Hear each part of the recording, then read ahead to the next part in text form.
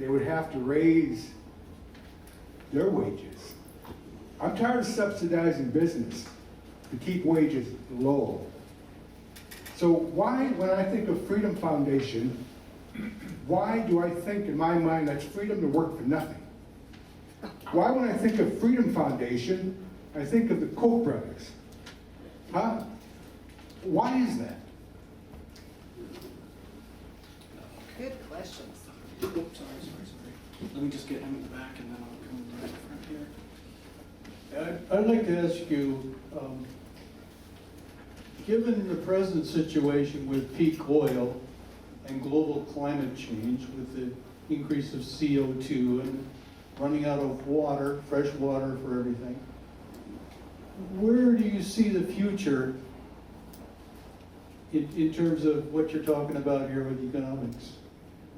Is there a need to reduce the population, giving 7 billion people in the earth, and we're running out of all these resources? What do you think about that? Okay. Question number 3 is going to be him, and then I'll get you his question. And then I'll come up. So my question is actually going to be from Mr. Verdone from the Socialist Alternative.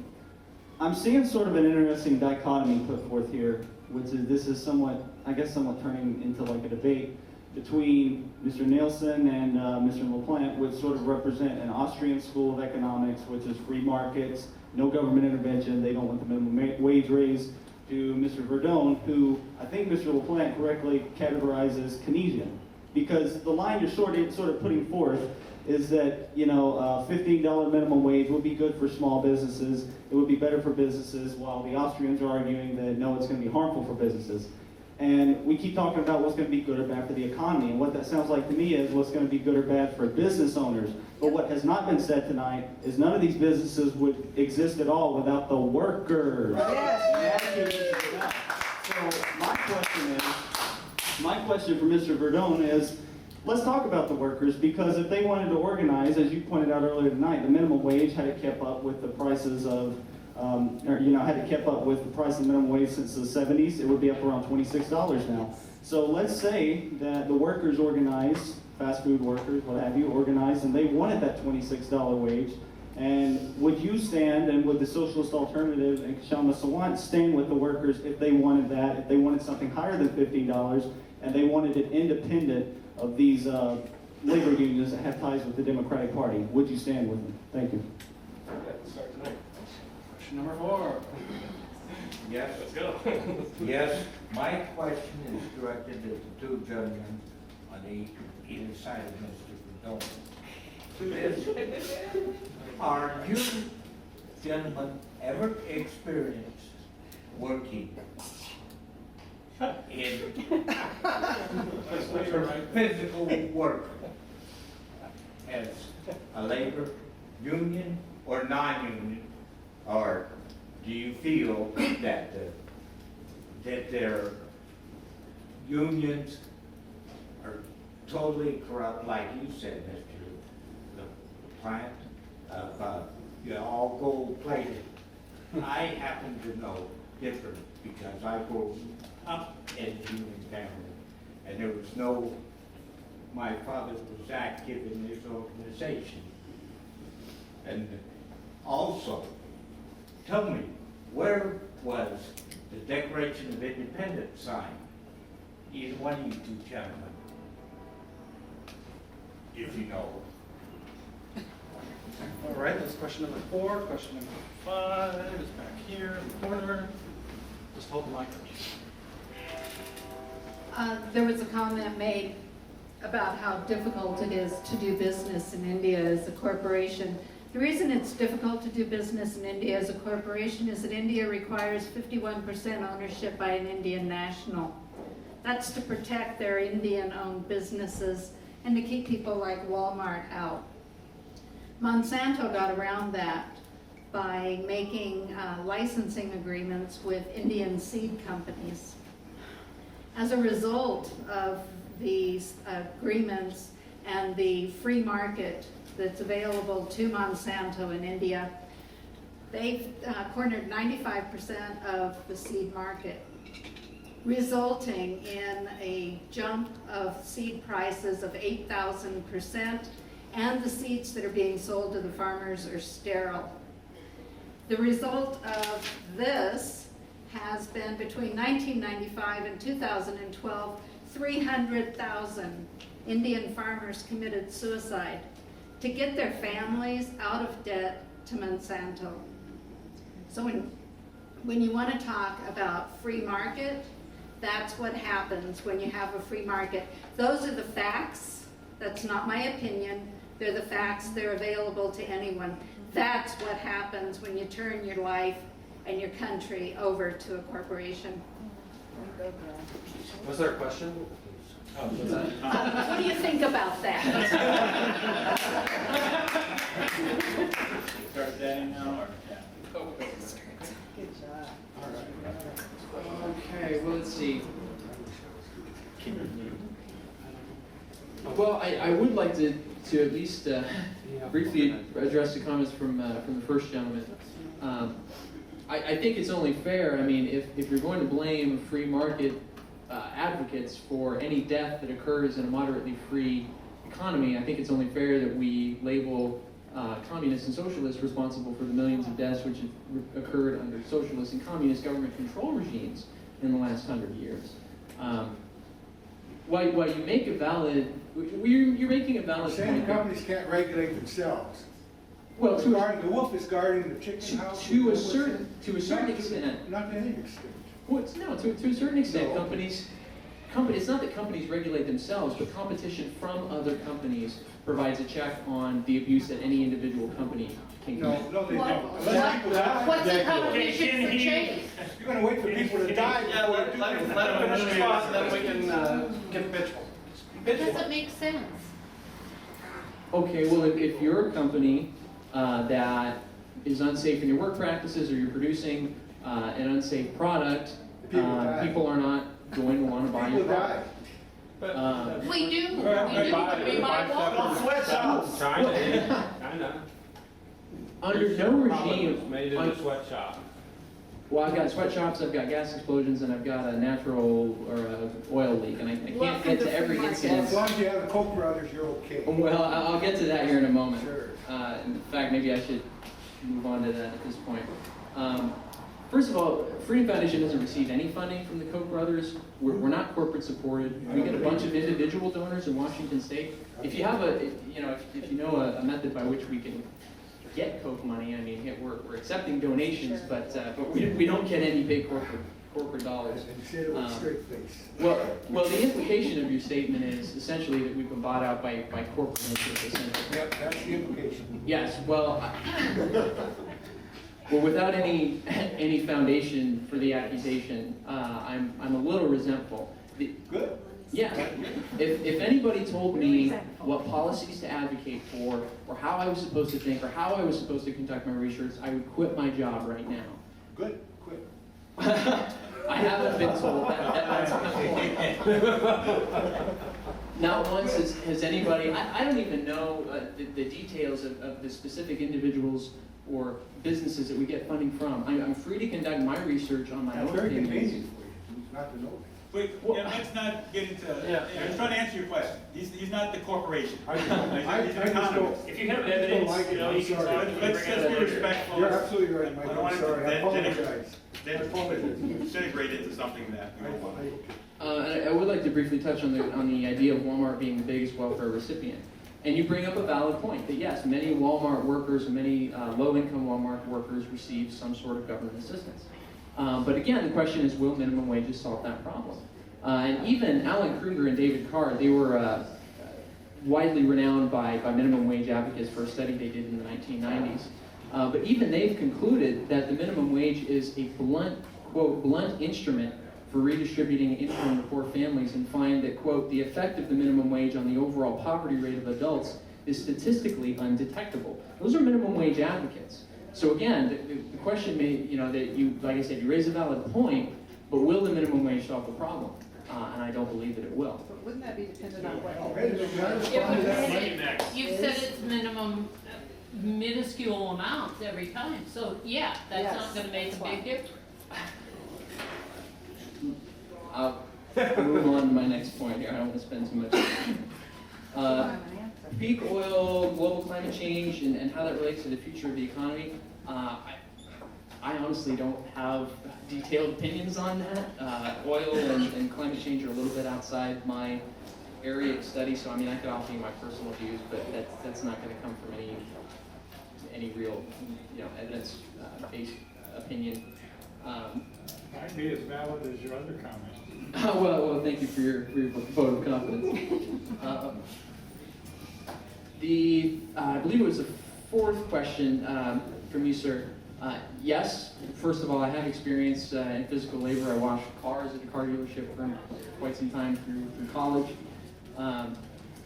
Are unions totally corrupt, or do I believe that unions are totally corrupt? And I would say no. Unions are not evil in and of themselves, by no means. And they are even an important part of a free market environment. Rights to free association extend to workers just as well. If workers want to band together and form a labor union, they're free to do that. And why do you suppose they did? Because Because they were forced into slavery, economic slavery, I'm not. by the mining companies, the coal mining companies. A man was supposed to know better at the head of the biggest one up to the 20th century.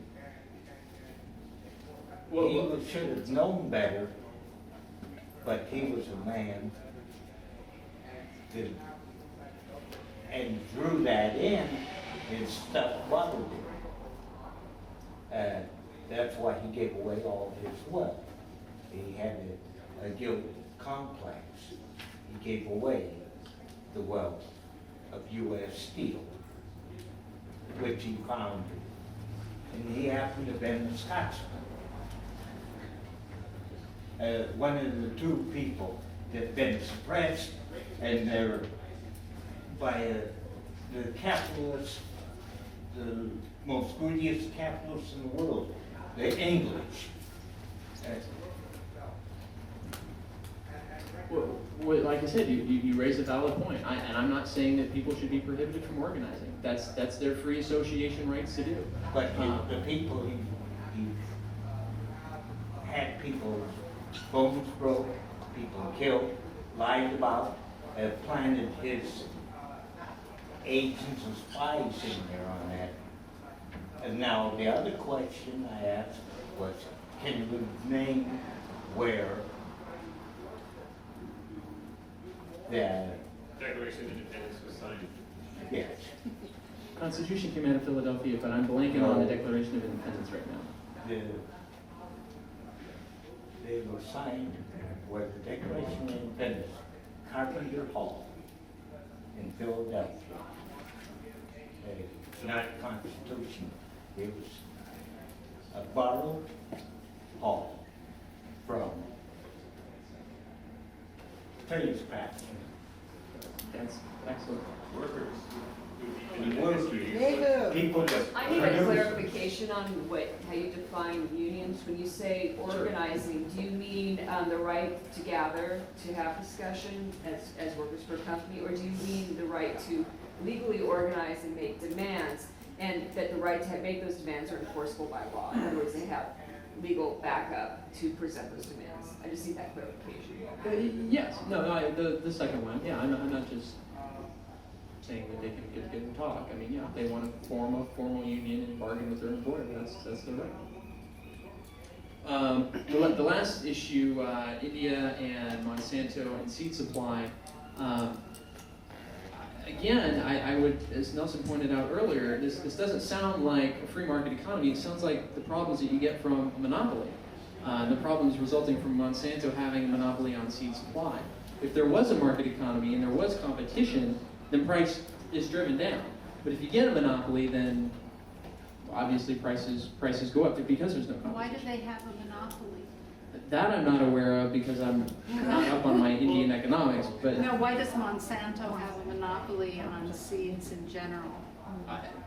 I'm not aware, and they probably shouldn't. It might be worth doing a little bit of research on your part. Well, I'm labor policy, not seeds, but yeah, anyway, I'll let Nelson finish. I'll just answer that, and I'll give it to him, and then I'll speak later, after he's done. But just the premise to your question, you defined it as a free market, yet you said the government No, mandates... you called it. No, I never, ever, not once, even implied that India was a free market. I said the exact opposite. He said that I said that it was a free market. No, I said there was law of unintended consequences. That's what I was using India as an example for, not a free market.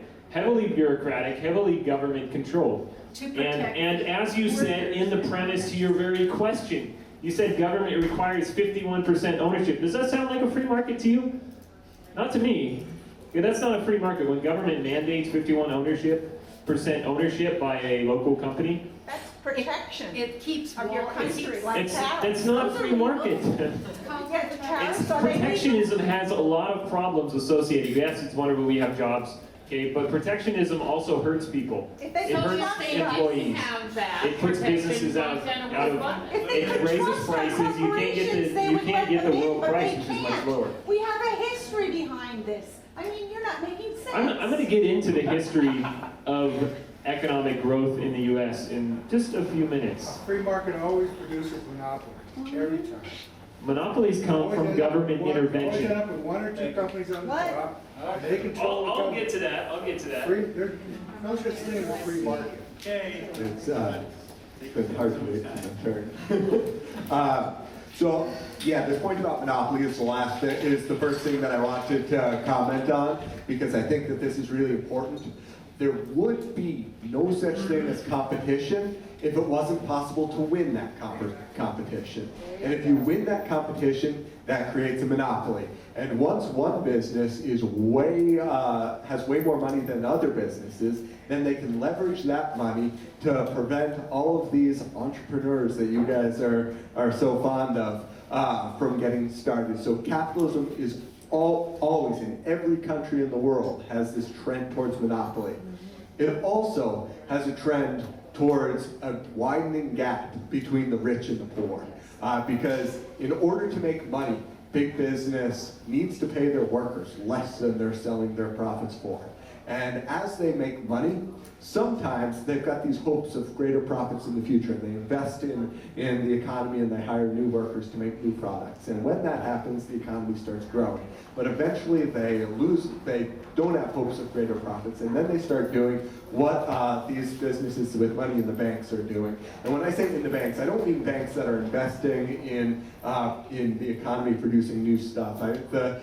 One of the biggest issues that capitalism creates is that when rich people don't think that they can make any profits investing, they just keep their money stationary in the bank. Offshore accounts that aren't invested, these banks aren't investing in anything other than random speculation, currency speculation, this sort of thing, not things that are productive.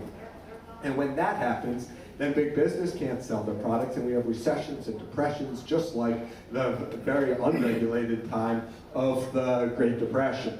And regulation, and I will not get up here and argue that Keynesianism is going to solve the problems, because it doesn't. Because as long as big business makes money, eventually that problem comes out, and there becomes the recessions and the depressions, because workers don't have enough money to buy products. And that's what we have all around the world, is workers don't have enough money to buy products. That doesn't mean that we don't fight for better conditions for workers. It just means that as long as big business is in power, we're going to have the same problems coming up again and again. Now, I think that it's really important to comment on the free market stuff, because that's come up a lot. And I think that's worth pointing to some examples. One is the Wild West. That's a real free market situation where there wasn't really, for a whole period, any government whatsoever. And what did the wealthy individuals do? They created their own paramilitary governments. They would hire these groups of thugs to go and just take land and murder people and do whatever they wanted, because they had the wealth and the resources to do that. In 2002, there was a paramilitary group that went through Haiti and burned all the police stations and overthrew the government. And for a period of a couple weeks, there was no government in Haiti. no government in Haiti. Does that mean that, and if government creates government, does that mean that the free market just ruled? No. The rich people of the country who funded the paramilitary groups originally just went and in a period of a couple weeks created their own dictatorial government. And that wasn't at all good for the people in Haiti. And I challenge somebody to say that it was. So these points about the free market, as if it's somehow going to exist without power and oppression, are just ridiculous. And all of these, all of these complaints that come up about what might happen if we raise the minimum wage, we've heard them all before. Literally, slave owners said the same things about the economy when people were talking about overturning slavery, when people were talking about ending slave labor and child labor and all these things throughout history.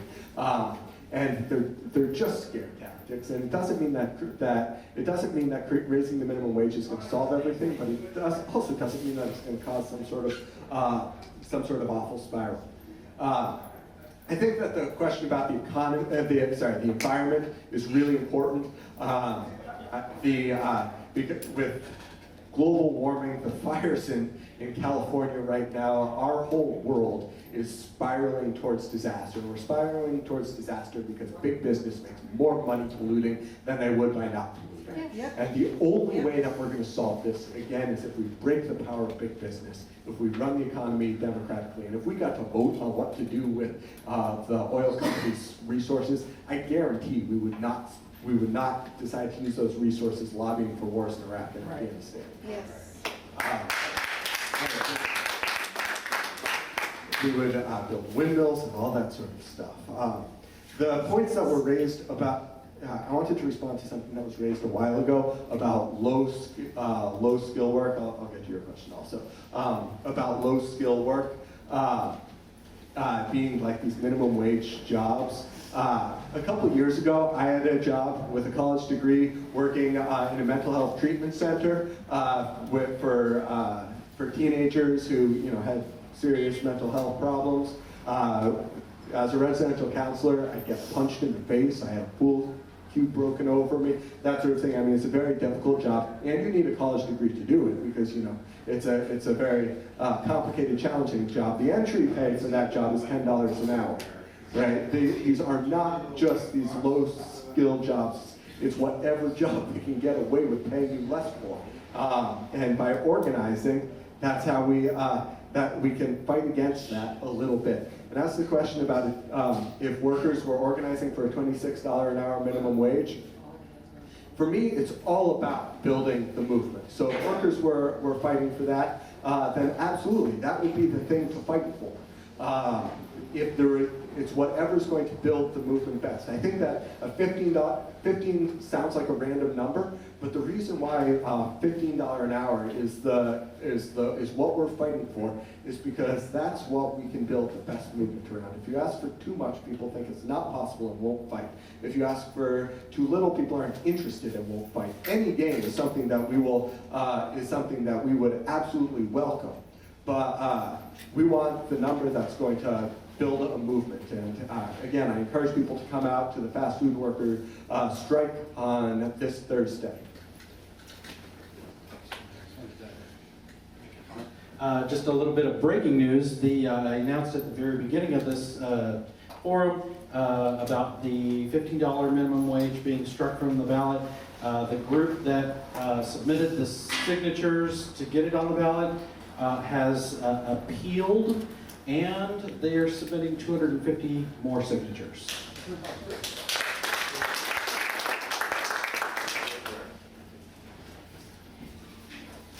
So a lot to respond to. I think I went after number 5 first. But,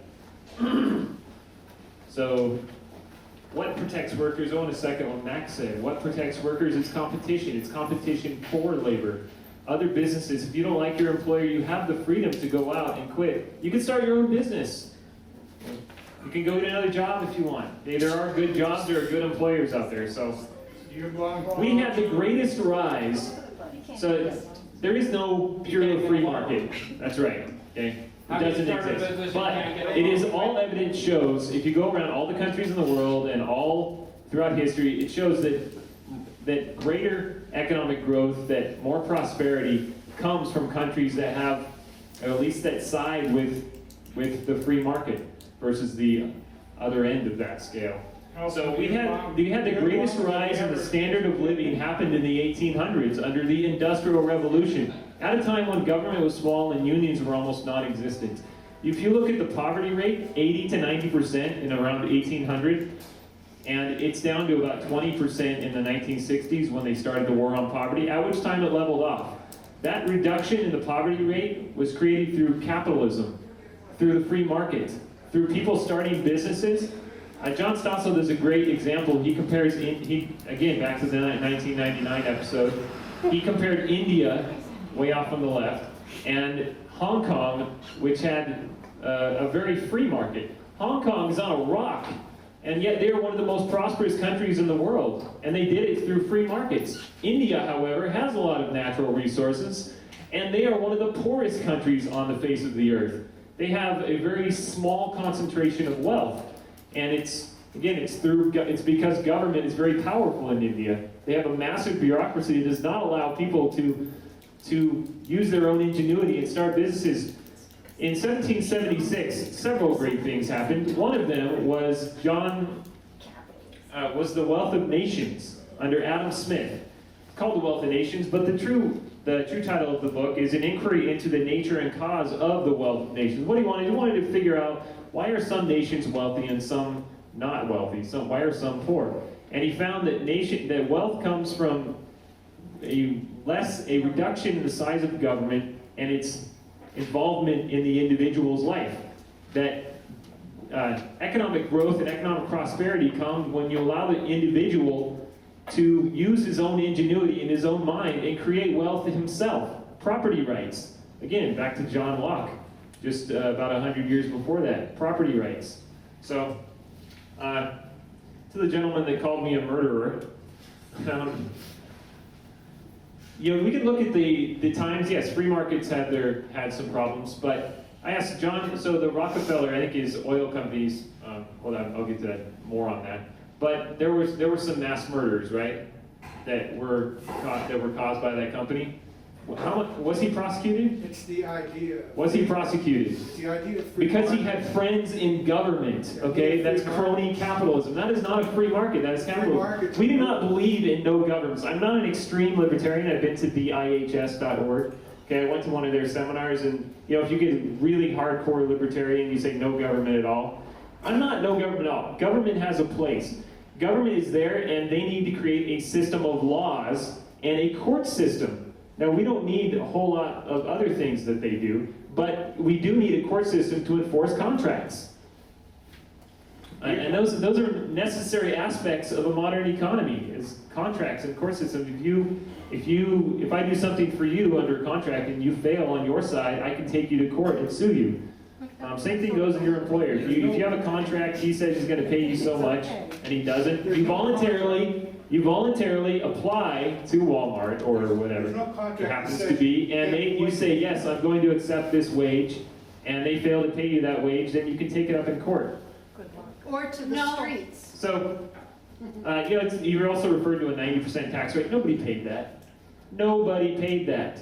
There was no 95% tax rate because nobody paid it. And why is that? There were a million loopholes. They're not paying the And tax nobody rate paid now. it. What?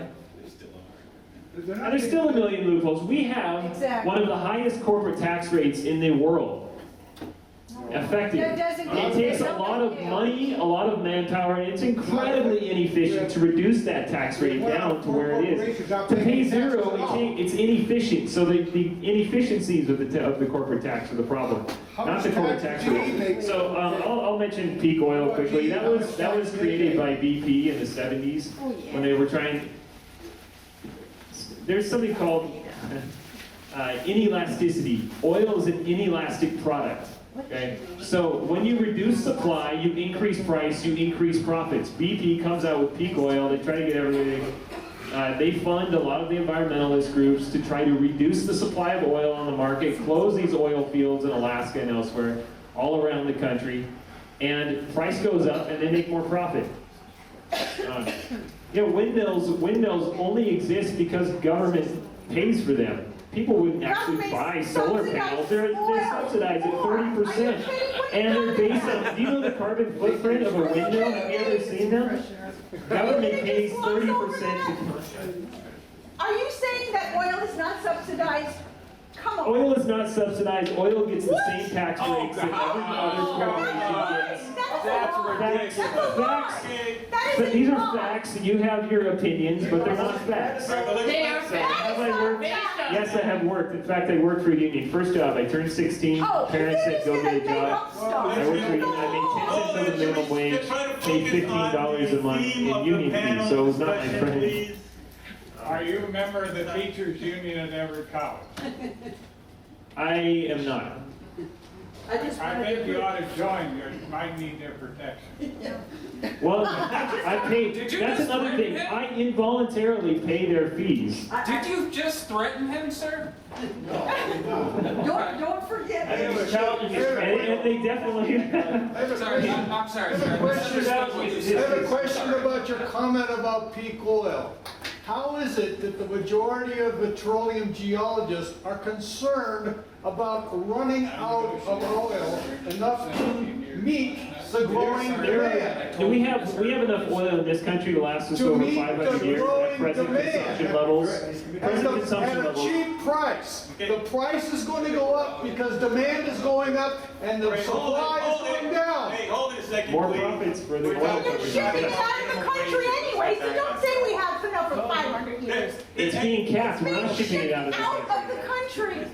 Please, God. please, Wake I up. understand everybody's getting hot under the collar, but this whole discussion was on the minimum wage, the rights of fast food workers to organize in the union. We're getting a little bit off topic. It's all connected. It's obvious we are not gonna Yeah. really be able to come to an agreement on this thing. Let's try to keep it on track to what the panel discussion is about. As far as monopolies, John D. Rockefeller, back to that, he said he grew his business under the idea of a free market, better product, lower price. That is what the free market is about. That is how companies grow. Once he got big enough and he had friends in government, the friends that immunized him from the murders that his company created, again, friends in government, crony capitalism, not capitalism, he said competition is a sin. So he ran the government and he had all these laws created to destroy his competition. That's what happens. That's what you do when you have money. That's not a free market. We have 10 minutes. But if you have money, that's the way it So how are we works. gonna stop? We have 10 minutes, Big and government, probably that's we can, I don't know if we can answer 5 more questions in 10 minutes, but maybe we could take at least 2 questions, is that okay? 2 questions, and then we can put back? I feel like people want to make comments instead of questions. Right. Yes, can we just have Just pass questions, the not, mic. not comments, Just but pass the questions? My question, I'm trying to keep on the subject at hand, because we have a lot of philosophical ideas out here. We've got one problem is where we are right now with the economy right now, and with the proposal of a $15 wage, basically based on, some of this is relevant to cost of living in Seattle, et cetera, et cetera. If you if we get the $15 minimum wage, one of the complaints is, what will the smaller business owner do? And what do you think will happen to the corporate level owner? Like if each of you could just say the top level and the small business owner has like 5 to 10 employees, how this would impact them or not impact them. I think that really is important to most people. Okay, and do we have one more question? I think we're all questioned out. Oh, yep. I've just been concerned the whole time about, in the vision of America, in any of this, I haven't felt, from what you've been saying, that I can hear that there's a place for the dignity for the individual. Whether, you've got your standards for business or your